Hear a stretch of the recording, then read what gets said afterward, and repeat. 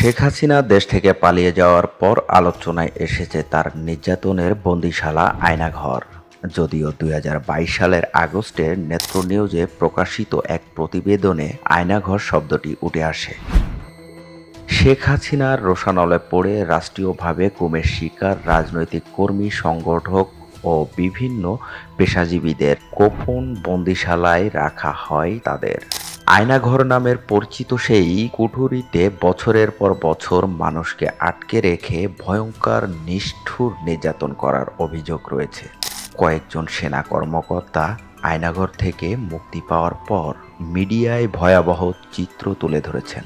গত মঙ্গলবার গোপন বন্দিশালা আয়নাঘর থেকে মুক্ত হয়েছেন ব্রিগেডিয়ার জেনারেল আব্দুল্লাহ আমান আজমি ও সুপ্রিম কোর্টের আইনজীবী ব্যারিস্টার আহমদ বিন কাসেম আরমান। গত সোমবার মধ্যরাতে